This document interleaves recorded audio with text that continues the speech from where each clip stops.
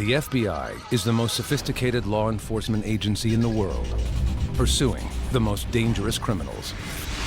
In Texas, when an 8-year-old girl is stolen from her own room in the middle of the night, it is an unspeakable crime. the Bureau mobilizes. We knew that someone that was bold enough to do that, he'd had to have done something else. This is need-driven behavior. It goes beyond what we could even understand. I feared that he would come back and, like, finish me off. You know, that's what I kept thinking of in my head. FBI. Criminal Pursuit.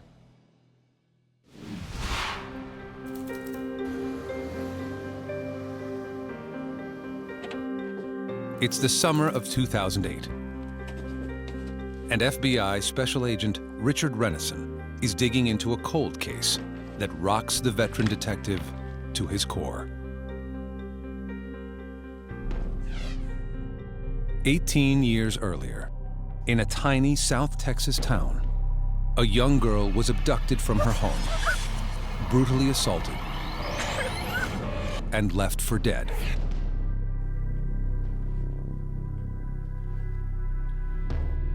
At the time, I had a daughter who was 8 years old. And it's just horrendous. It's just terrible to think about. The girl's attacker was never found. We didn't know if he was still out there and possibly abducting children, killing children. The FBI has to make a difficult decision about whether to tackle this difficult case. The more they learn about the attacker, the more they realize exactly what's at stake. He does have this sadistic component to his sexual fantasies, and he needs to see humiliation or torture in the eyes of his victims. That's what's dangerous, because at some point, you know, he may decide to play out these fantasies just to spur of the moment.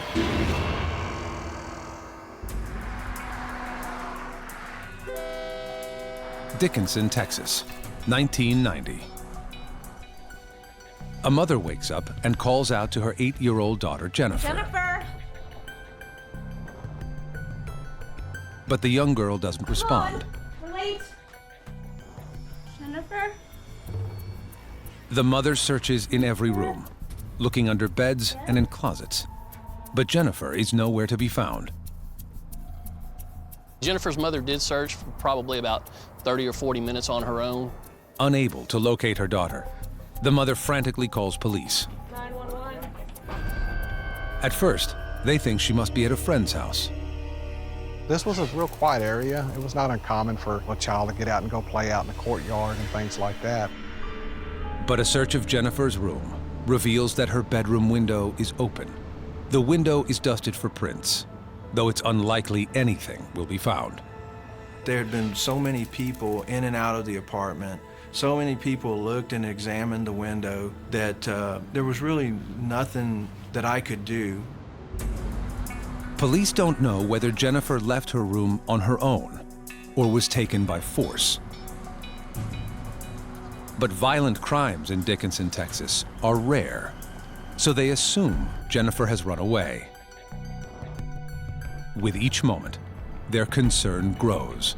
Even if she had run away being at 8 years old, you know, she could be lost in one of these fields or could have been picked up as she was running away or something of that nature. So the first thing we wanted to do was go ahead and start searching the surrounding area.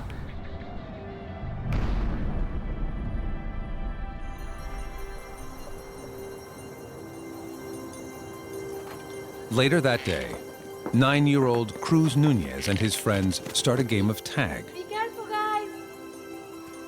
in the overgrown field behind his house.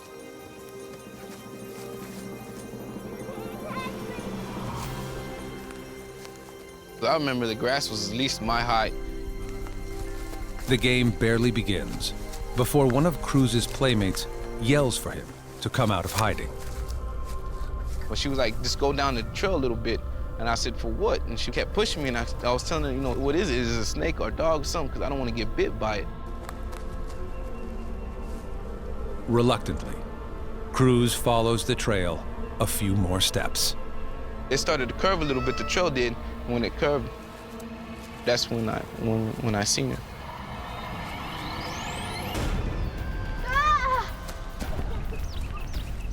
A little girl is lying in the grass, and she appears to be dead.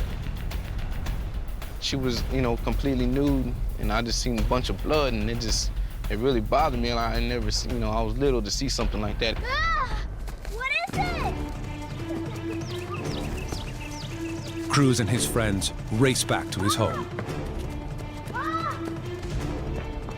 I was such in a hurry, I missed the front step, and I fell inside the living room. And my mom and dad and everybody jumped up, and they were asking me what's going on, what's wrong with me. I told them that there was somebody out here in the field, somebody was hurt, so they came running out here. That's when we called 911. Police and rescue personnel rush to the scene. Dispatch, I've got a white female juvenile with a throat wound. They immediately know the girl must be 8-year-old Jennifer Shuit. Come on. And she's barely clinging to life. Stay with me. I haven't seen a crime like it before in my years in law enforcement. It's undescribable.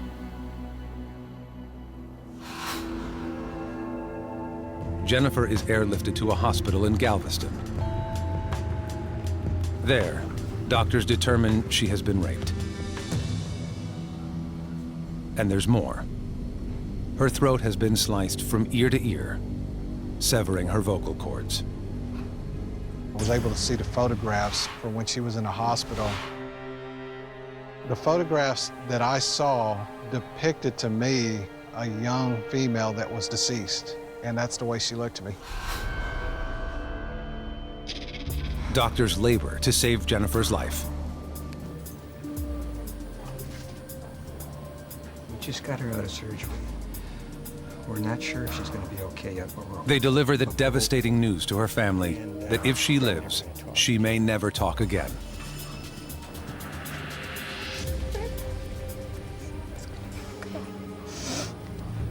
Jennifer has been silenced, leaving authorities helpless.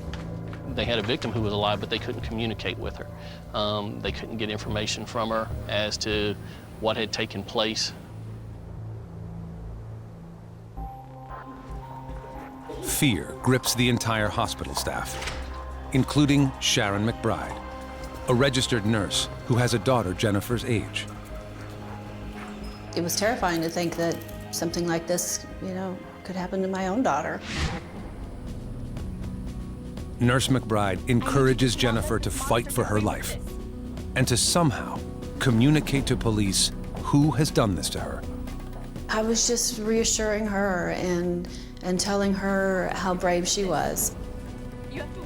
She needed, if she could, to try and do anything she could to help the police to find who did this, so that, for one, he couldn't hurt her again and couldn't hurt anybody else again. Knowing a depraved criminal is on the loose, Dickinson police don't take any chances. They station an armed officer outside Jennifer's room. Nobody went in that room that didn't have any business going into that room that wasn't a staff member that we knew. This man was determined to finish the job. We had to protect her from that. We did not know what we were up against. Authorities prepare for the worst, in case the predator comes back for Jennifer or another child. Well, this is need-driven behavior. And he has sexual fantasy that goes beyond what we could even understand. We were very concerned. Matter of fact, this was just something unheard of. You really get uneasy about it. Is he going to strike again?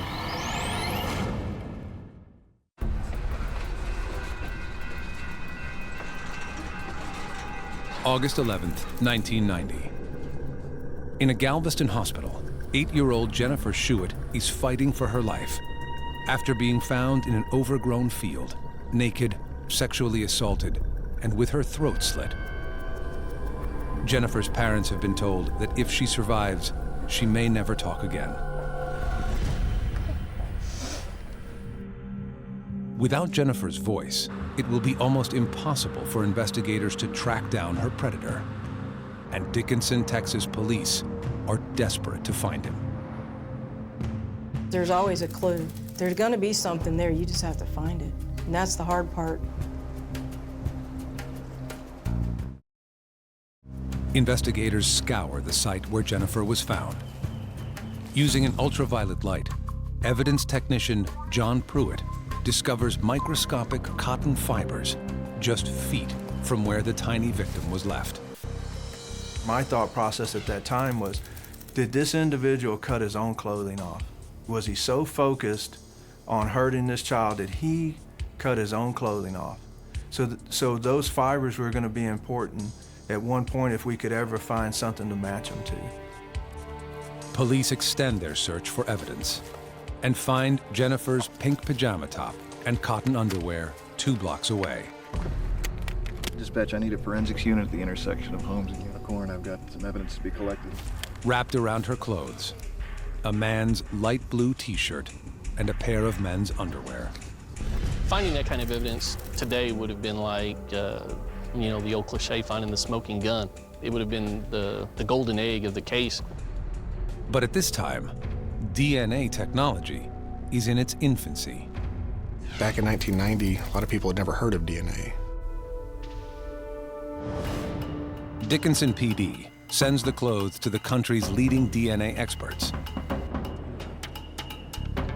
The FBI lab in Quantico, Virginia. The FBI laboratory had been doing DNA testing for 2 years at that time, and you needed a pretty good sized body fluid stain, either a blood stain or a semen stain about the size of a quarter. As investigators wait for results, they work feverishly to establish any lead they can. We couldn't rule out anything. There was nothing you could rule out at that time. Everything was ruled in. To their amazement, they get an unexpected break. Thanks to the care of nurse Sharon McBride, Jennifer's condition improves. As she gains strength, the child seems anxious to communicate. We finally got her some paper and pen, and she started writing things that way. Nurse McBride and Dickinson police encourage Jennifer to work with a sketch artist. Which one of these would you say would be closest? Can you remember what his face looked like? I'm trying to think back. These ones here? She identifies her attacker as a white male in his 20s or 30s with short dark hair and a thick mustache. Circle whatever color shirt he had on.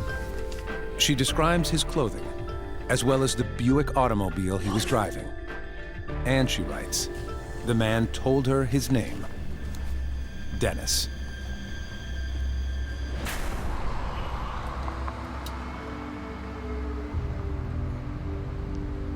Police release the sketches to the media in the hopes someone will recognize Jennifer's attacker or the car. Leads pour in, but go nowhere. It gets frustrating because you think that, oh wow, here we go. We've got a break in this case, and unfortunately we hit dead ends every time. But what happens next She's gonna be okay. surprises everyone. Doctor! She just made a noise. Despite the dire prediction of her doctors, Jennifer begins to speak. I think everybody was in tears when she talked. It was a miracle. It was. Well, we were in the car. Jennifer begins telling police everything that she experienced, and the details are excruciating.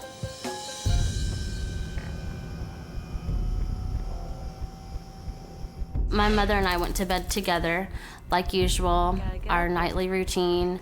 Sweet dreams.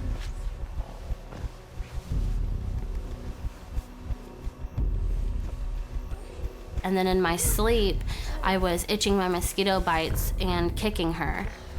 Jen, So she just asked me to please go and sleep in my own room that night. I went in there and I got out books in my piggy bank and fell asleep with my light on in my room, in my bed. Around 2:30 a.m., in the dark of night, the unspeakable happened.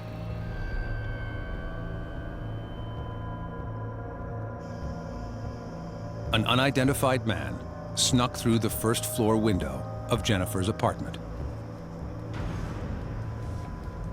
The next thing I remember is feeling almost like I was in a dream, feeling like someone was running with me. And I opened my eyes, and this man that I did not know had me in his arms. I did try to scream, but he covered my nose and mouth immediately. The man placed Jennifer in his car and drove away. Fine. In the car, her attacker tried to convince her he was a member of law enforcement. I'm just kidding. A claim she believed. I'm an undercover cop, so just relax, don't be scared. I was 8 years old. You're taught to trust police and that police officers are good. The man traveled several miles through residential areas, even passing her grandparents' house. I saw their vehicles were there, and I told him that he could drop me off and leave me there. And he said, no, nobody's home, and kept driving. He eventually stopped at the local elementary school that Jennifer attended. I remember him offering me candy. I didn't take it, of course, because, again, in school I was taught not to take candy from strangers. The man then drove the child to an overgrown field just down the street. When we got to the field, he told me that his gun was in the back seat. So I leaned over to look into the back, and he immediately ripped my panties off of me and started to rape me in the front seat of the vehicle.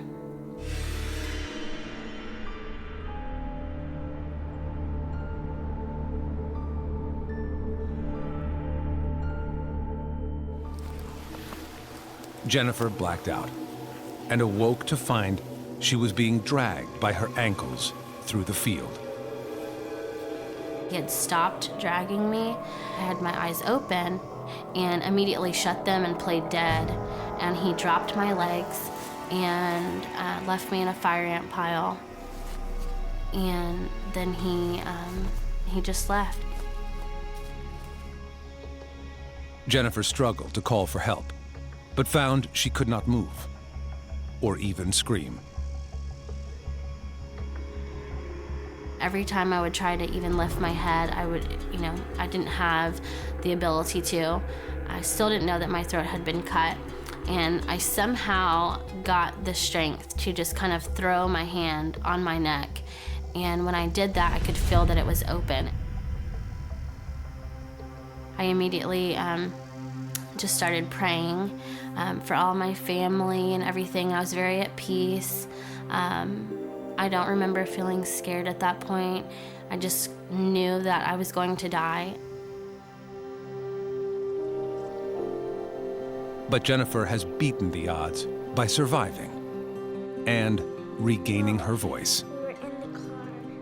She undergoes months of extensive rehabilitation and wears a breathing tube in her throat for most of her third grade year. Her scars are far from just physical. At first, I was terrified. I was even scared of any male doctors. I just thought everybody was the man that had done this to me. I feared that he would come back and finish me off. That's what I kept thinking of in my head. Dickinson police are relieved Jennifer is recovering, but they know that her attacker, a man named Dennis, is still on the loose. And according to Jennifer, he just might be a cop. I'm an undercover cop, so just relax, don't be scared. We didn't know whether that was true or not. Until we knew who it was, that was a viable option that we had to look at. That's the scary part, is that he was still out there. just weeks after being taken from her home and having her throat slit, 8-year-old Jennifer Shuit has miraculously regained her voice. I asked him if he was really a cop, so he said She reveals to authorities that her assailant claimed to be an undercover cop, a possibility that terrifies them. That's every parent's nightmare, because parents tell their children, you trust law enforcement, and then you have someone who's telling an 8-year-old girl that he's law enforcement and doing horrible things to her. That's deeply disturbing.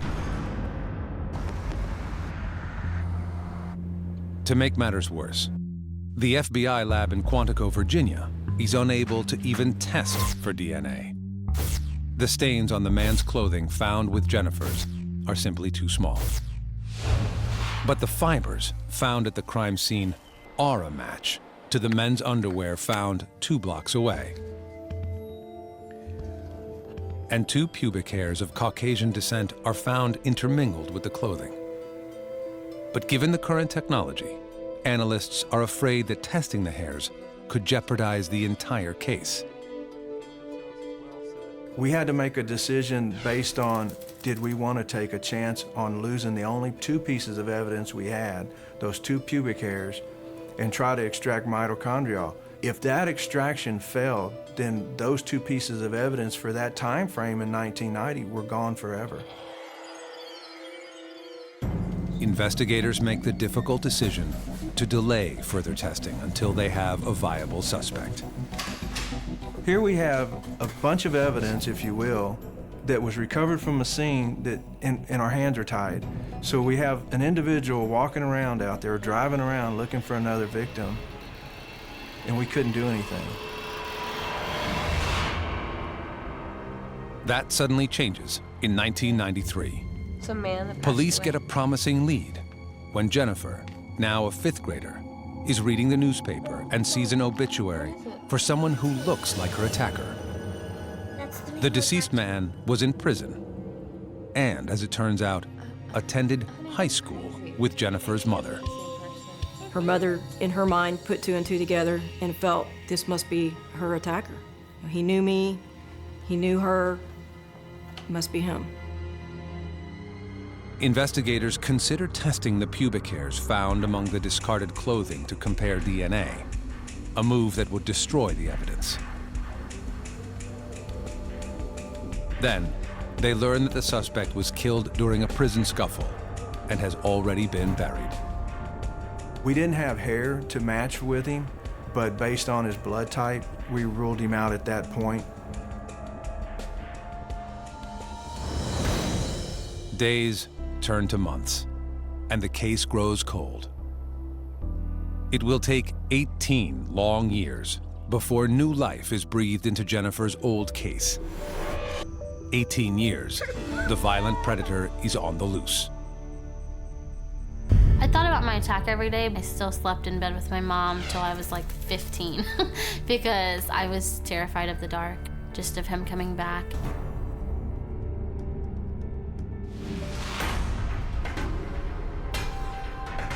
In January 2008, Dickinson police assigned Detective Tim Cromie to review the department's cold case files,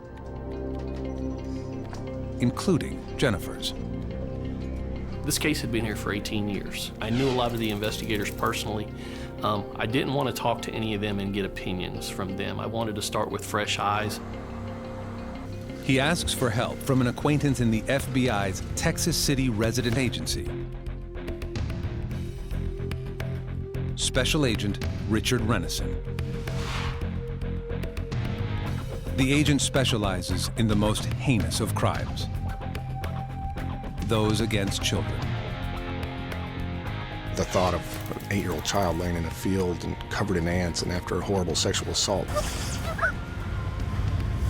it's just horrendous. It's just terrible to think about. The investigators begin reviewing the evidence and reach several conclusions about the perpetrator. Tim and I both thought it was someone familiar with the area or someone local, and mainly because Jennifer's apartment was probably a quarter mile from Interstate 45, which is the main interstate between Houston and Galveston. Yet she was found the opposite direction from the interstate, further into Dickinson, in a very secluded area that had basically one way in, one way out. Surprisingly, they find that the key evidence, the clothing found near the crime scene 18 years earlier, has been perfectly preserved in a room within the Galveston County Sheriff's Office. Everything was always, kept just the way it was supposed to. It was preserved very well, and they really felt like maybe we had an answer just lying right there in Galveston County in that clothing. The evidence is old, and DNA deteriorates rapidly in humid conditions. But DNA technology has made great strides since the early 90s, and there's a slight chance it can still be recovered. Investigators send the clothing to the FBI lab in Quantico, Virginia, to be re-examined. We were cautiously optimistic, but no, we couldn't send that off and just sit back and wait for that to happen, because there was that skepticism that we weren't going to get anything just because of age. While waiting for the results of the DNA testing, Detective Cromie learns Jennifer's case has been selected for additional assistance from the FBI's Child Abduction Rapid Deployment, or CARD team. This is great news for Jennifer, who is actively helping investigators, providing all the memories and tips she can to catch the predator. I wanted that time with him in the courtroom. I wanted him to know that he chose the wrong little 45-pound, 8-year-old girl to try and murder. The FBI assigns a forensic sketch artist to meet with Jennifer to compose an age-enhanced picture of the suspect, who told her his name was Dennis. The Bureau also offers a $10,000 reward for tips. We were hoping to find that one person who knew of the crime that the perpetrator told about and that would be willing to talk to us now, that was afraid to talk to us back then. Their efforts go nowhere. All hope seems to hinge on evidence that's been sitting in a box for 18 years. The longer things went before we heard back from the lab, I think my optimism was fading a little bit.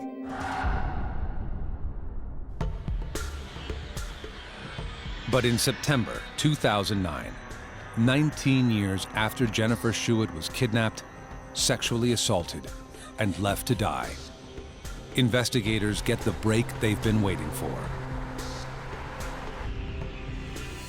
The DNA lab in Quantico is able to generate a profile from the biological material found on the waistband of the male underwear. It's still just a miracle that they pulled that profile, just because the clothing was so old. But the miracle won't be complete unless the FBI lab can find a match. The issue is that that profile is just somebody's DNA. It doesn't have a name. I didn't know who it was. And it's really someone out there, out of the 300 million people in the United States, there's one person whose DNA that is. Technicians run the profile through a nationwide database of the DNA profiles of more than 6 million known offenders. They get a single match. It was about 2:30 in the morning and my cell phone rings. And it was Tamara Moretti at 2:30 in the morning calling to tell me that she had a DNA profile and who the person was. It was a pretty cool moment. And it was simply amazing that we were able to find him. The DNA profile matches a sample taken from a man who was convicted on a kidnapping charge in 1997 in Hot Springs, Arkansas. His name, Dennis Earl Bradford. My first reaction when I got the call was, we knew where he was now. Is, my God, how do I put this guy in Dickinson, Texas, 19 years ago?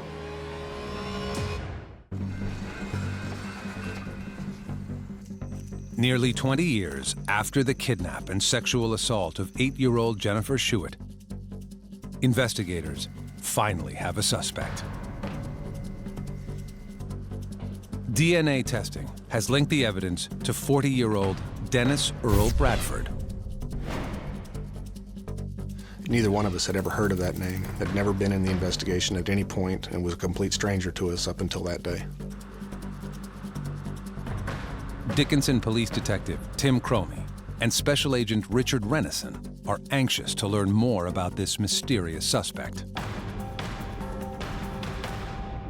We had to show that this person was in Dickinson at the time, that he could have been responsible for the crime, and it wasn't some sort of administrative or clerical error that accidentally gave his DNA profile into this case.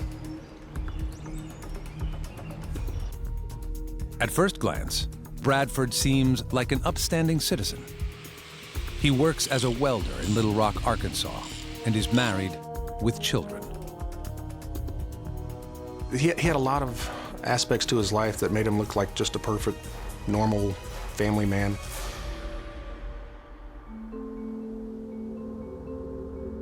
But Bradford also has a checkered past and roots that lead back to Dickinson, Texas. Bradford attended high school there, and arrest records show he had been cited for traffic violations 3 years before Jennifer's kidnapping. Police search for his old address and hit the jackpot. He gave his home address as apartments that were adjacent to where Jennifer lived, and probably 200 yards on a straight line if you walked them. Authorities obtained Bradford's driver's license photo and are stunned by the striking resemblance to the sketch Jennifer helped the artist render almost 2 decades earlier. You think that's him? After all these years, you kind of question yourself, you know, just because there's never really been any big leads or suspects. It's like, okay, am I really remembering what he looked like? And everything was right on point with, you know, what I said right from the beginning. Investigators also learned that Bradford relocated to Hot Springs, Arkansas, 4 days after the attack on Jennifer. But he was unable to escape his deviant sexual behavior. In 1996, Bradford was arrested on charges of kidnapping and sexually assaulting a 35-year-old woman he met in a bar. Hi. No, I'm good, thanks. The victim told authorities Bradford refused to take no for an answer. He offered her several times throughout the night to buy her a drink, and she refused. Later in the evening, she accepted a drink from him. When the bar closed, the woman accepted Bradford's invitation to go for a ride and listen to some music. He drove into a deserted dead-end road, a dirt road, where he attacked her. Bradford sexually assaulted her. Cut it out!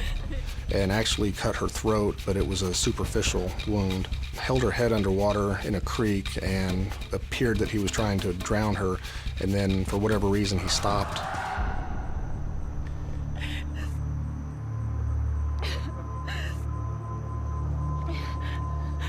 And cleaned her up a little bit and drove off. The woman remembered Bradford's license plate and reported the attack to police. Although unable to reach a verdict on the rape charge, a jury sentenced Bradford to 12 years in prison for kidnapping. Upon conviction, Bradford's DNA was entered into a national database. If he knew that we did recover that clothing, I'm sure he had to worry about that. I'm sure he thought every day of his life he looked over his shoulder wondering when it was going to come back to haunt him.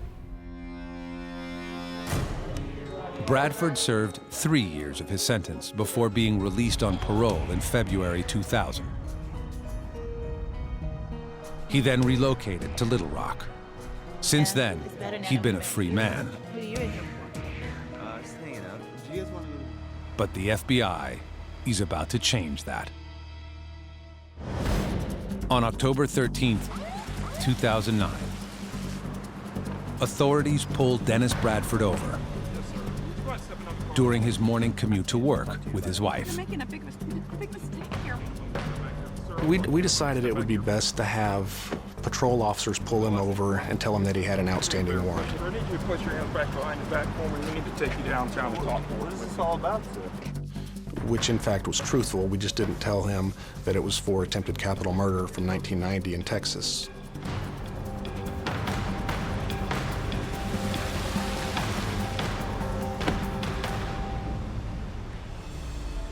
It was finally over. Jennifer could relax. She didn't have to worry about looking over her shoulder anymore. Or so police think. Because Jennifer's quest for justice is about to take another startling turn. 27-year-old Jennifer Shuit has waited nearly 2 decades for the arrest of the man who savagely assaulted her and left her for dead when she was just a child.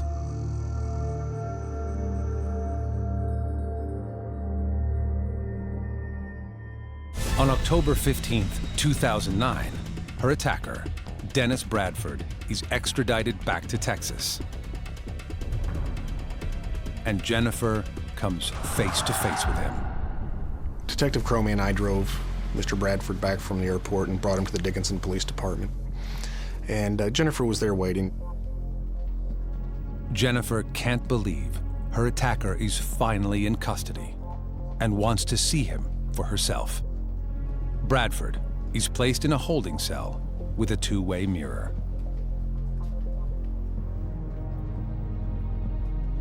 I didn't even cry. You know, I was in disbelief.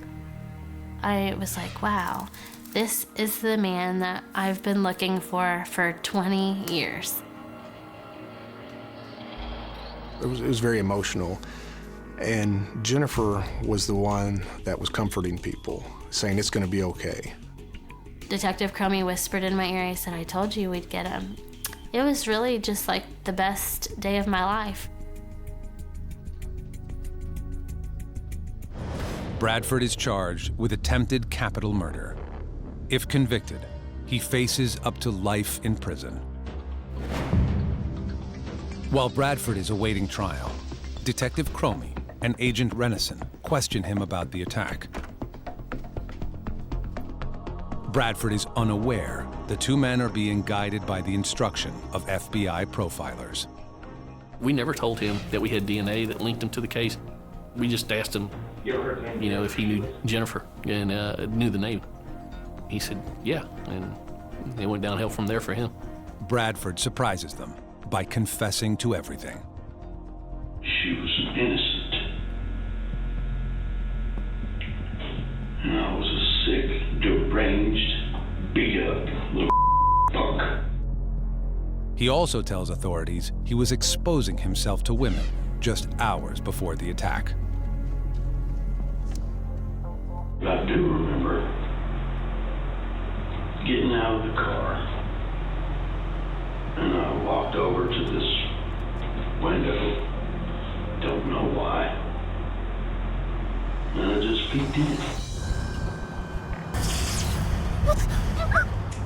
Surprisingly, he asks investigators what became of the little girl he brutalized. When they mentioned that she was alive, he began to cry. Oh, thank God. She's alive. Yes, she's alive. She's alive. Personally, I felt like that was an act. I just find it hard to believe that after all these years and the coverage, the media coverage of Jennifer Shuit and the fact that she was alive, that he would be completely unaware of that.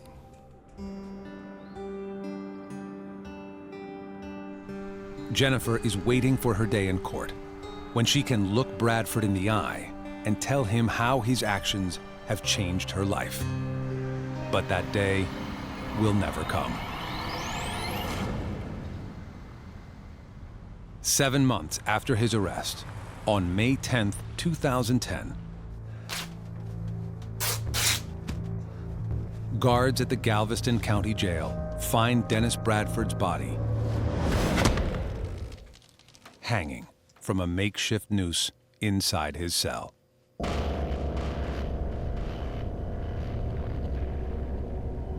Could just be his, narcissistic way of telling law enforcement, look, you got me, but justice is not going to play out in this matter. He has control of that by killing himself. I feel like I was cheated out of that moment. Like it was just like right before my eyes, it was just ripped away from me. And it was very devastating to me, and still is. I mean, that's something that's still fresh and new, and it's hard for me to talk about because that's not what I wanted to happen. I still hate it,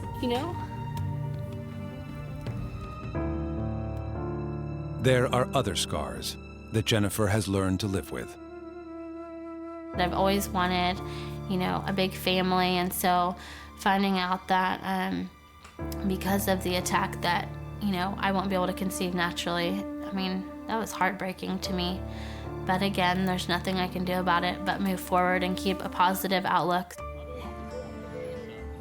Jennifer has completed a 15-week course at the Dickinson Citizens Police Academy.